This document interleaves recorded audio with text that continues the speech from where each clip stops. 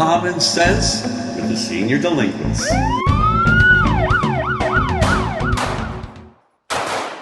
Tired of the same old shot? Then you need der Fun Gun. Der Glockenspiel. It plays the music.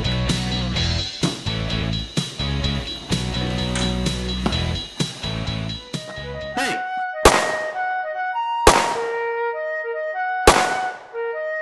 Bye-bye. See you in Valhalla. Maybe you don't like the rough stuff. So how about this?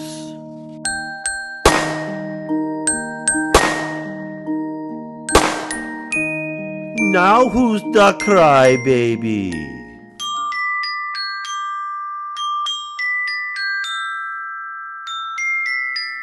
What better way to get in the Christmas spirit?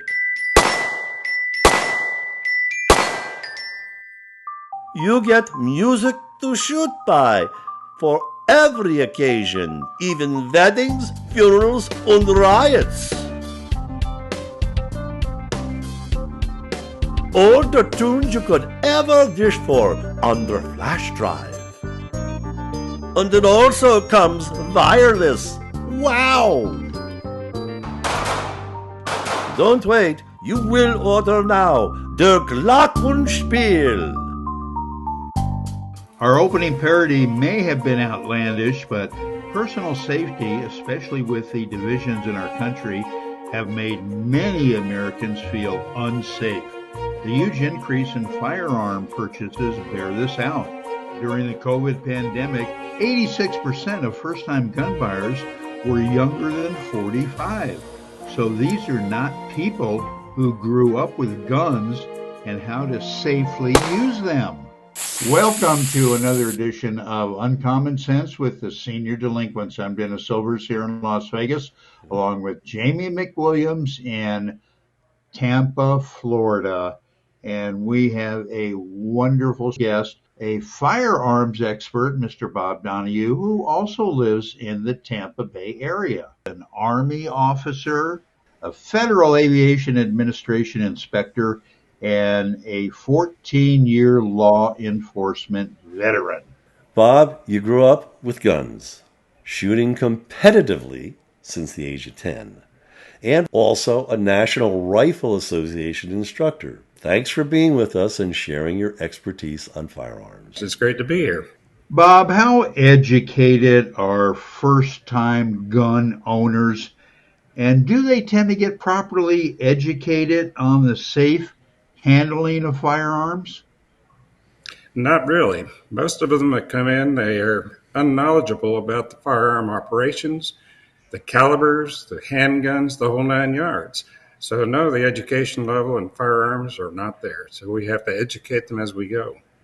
How much are they influenced by the company trying to sell them an expensive gun as opposed to maybe just what they need?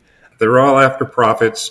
They will try and sell you the best guns that they have because that's where the profit margins are. Bob, when first-time buyers go into a gun store to purchase a gun, what do you think is the most common mistake they make in looking for a certain type of gun that they're interested in? Most of the time they walk in and they just have a need to buy a gun. They have no reason. They really need to think about what is the intended use of that gun. Is it self-protection? Where is it going to be located? Inside the bedroom on the counter? A shotgun definitely won't work. So they most of the time will listen to the person behind the counter and listen to what they have to say. And that's their mistake. What about how much gun they need? Is that a factor? Do people tend to think anything along those lines? Most of the time, the average thought on the street is the bigger the gun, the more safety. The guy is going to be dead quicker. The goal is to get away from danger, have the intruder leave. And a big gun, you're going to get one shot off if you're lucky, and it's not going to be very good at all. So they have to get the right gun for the right reason. And a big gun could put a big hole in your house or even go through the house and possibly injure somebody else. So maybe that's something that people don't think about. The castle doctrine protects the individuals from intruders inside the property. Once that guy leaves the property, exits the front door, and you're trying to shoot at this guy, well, you may have legal troubles because you are the aggressor now. A larger caliber travels a long way through many doors. If you hit somebody trying to shoot at this intruder and you hit somebody else, your legal woes have just begun. There was a person I worked with a number of years ago, and he had a gun pulled on him late night at a rail station. You have no way of coping with it or dealing with it. It freezes you up. Whether armed or not, you just wonder how people deal with that. Well, the best thing to do is just go along with the situation. Comply with the individual's request. Don't be afraid. Don't try and do anything stupid, and do what you think is best at the time. Bob, speaking about not being afraid, when you were working in law enforcement, did you ever have a situation where you had to draw and actually fire your gun? Unfortunately, yes, one time. I had earlier made an arrest the earlier evening at a VFW location. The family members that witnessed my arrest was not very pleased. So the very next day, when I got off of work during the day, I normally get on a bicycle and I drive down the road alongside of my residence. This individual that didn't like what I did to his brother decided to go ahead and come up behind me in a truck. And he popped a couple of caps at me. Wow. I was very fortunate. He was traveling fast enough. He missed. In this case here, he was running away. I was able to get shots off within about 50 feet, one of which hit the back window. Made an easy identification of the truck. I wasn't trying to hit him. I was trying to identify his vehicle for future, which we ended up getting him the next day.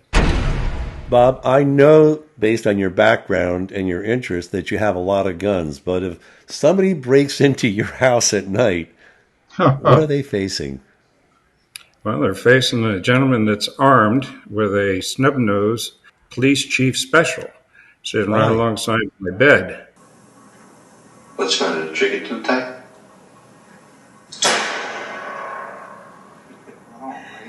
Yeah, I left it noisy. That way it scares any pain in the ass, innocent bystanders away. It's quick, it's easy, minimal safety is all I do is point and shoot. The first thing that happens is a big flash. It blinds him. And the next thing is a noise that's very penetrating. He's faced with an armed resident, and he pops a cap at him.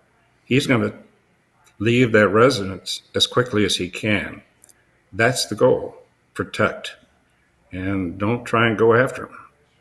Yeah. Well, my son, who lives in Los Angeles, has a pistol, but he also has a shotgun. Well, a shotgun is great. It's a beautiful weapon. At nighttime, you're normally caught sleeping, and you have to grab something that's readily available and that can fire at a moment's notice. Shotgun won't meet that bill because of its design. The sound is irrelevant. You got to get to the gun first to make the sound. Good point. Good point. Dennis, you have a gun. What do you have? I have something fairly large. It's a .357. I have practiced with it a number of times because it is a fairly big weapon. I feel comfortable with it as opposed to a smaller caliber weapon. So I've had it for a long time. I have two guns.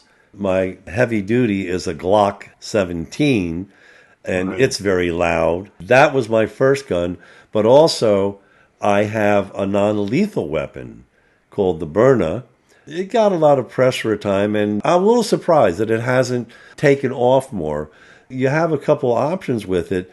It shoots a hard plastic pellet, which in short range, it's not just like a paintball pellet. It does some damage. When I practice with it, they do have biodegradable practice rounds so that you don't feel guilty about shooting into the yard or the grass. And they also have what they call their Max, which is a form of tear gas, only it's even heightened. And as long as you're not caught in that cloud, it's devastating what it can do. Cough and have tearing and maybe you can't even breathe for a while. You can get the heck out of there. Have you looked into that type of firearm at all? Or? Absolutely. That's a good daytime weapon. If somebody's trying to access your house and you pull that piece out as they're trying to be an intruder and force their way through the front door, that might work nicely. Nighttime, you won't be able to see anything but a shadow. That particular piece you're referring to does not have a loud bang to it. You know, a lot of us, as you say, you're on a range and you're being precise, bum, bum, bum, bum, bum. But when you're in a situation where you have to fire, I know some people say that don't try to be too perfect. Don't try to be too perfect with the sight. Just trust your body motion and you have a fairly large target. Blast away a few shots. Don't try to over finesse it. That could get you killed. Is that good advice or iffy advice? No, that is excellent advice. The police department teaches you to shoot center mass. Inside 25 feet, you shoot 2 rounds. Outside 25 feet, you take a little more time. Most folks' ideas on TV is you keep pulling the trigger until you're out of ammunition. Bad idea. You want to get their attention. You want to stop that attack on you, ensure your safety of yourself and your family. Let that guy egress out the door. But if he comes back, you've expended your ammunition. If you put your finger down the side of a Glock, your finger is going to point the direction for the bullet. Don't even look through the sights. At nighttime, you can't see them, but your finger knows where that is, and you just point and shoot. If your finger's alongside, you're going to hit your target. Bob, your expertise as a instructor and everything is most welcome, so it's been great having you on the show. Oh, it's been a great time. I appreciate your time, and Dennis, you have a great day too. You could catch all of the Senior Delinquents episodes on our websites, as well as various other social media platforms. Well, Dennis, this may be overkill, but if somebody comes knocking, this is what they're going to find. Uh-oh, I better drink it fast, so hi-ho, Silvers!